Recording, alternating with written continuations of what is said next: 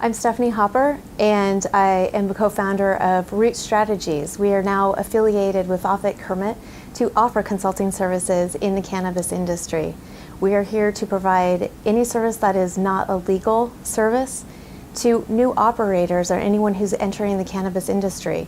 We're experienced professionals coming out of Colorado, where we have gone through and basically created the cannabis industry from scratch.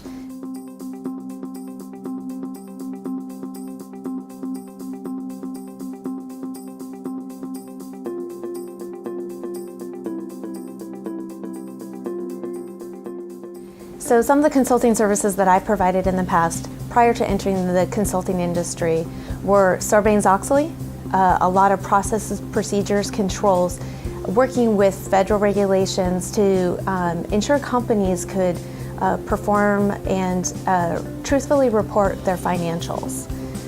In addition to that, I would work with employees on change management and how to accept change that was coming into an organization, because controls that were not prior there now place a burden on people, and they don't always like to do extra work in a very specific way that is dictated by management.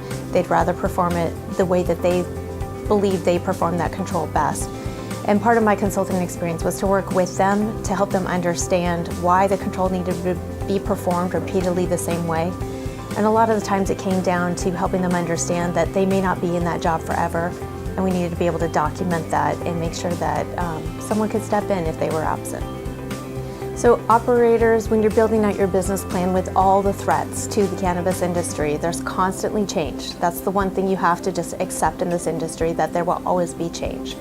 Working through the federal changes, your local changes at state, local levels, the most important thing you can do is to be involved, to be present. Make sure you're on top of the pulse, that you're working with lobbyists and industry groups so that you can prepare, because the changes come and they come fast. And as long as you understand why those changes are occurring, it's going to actually allow you to change your business plan and be able to talk to investors or your employees, your staff, about why the change is going to occur. And then once the change occurs, it's going to be easier to accept and work with the change, because people then understand why it's there. Places that people can look online to get good and accurate research on what is going on with cannabis. The National Cancer Institute actually has some studies. I would definitely look to what's going on in Israel. Israel is leading the world and really has done some great stuff. You can read a lot of information on the internet, but the one thing I would caution people, make sure you're looking at who the research is done by. If it's done by an institute, an educational facility, make sure it comes from the medical community, and then it's been peer reviewed. As long as it's been peer reviewed, then I would say it's legitimate industry research. I think the cannabis industry in the next 5 years is going to progress. I think medical will be accepted across the United States. I'm hoping that people will look at recreational and be accepting of it. I think it will move forward in several states.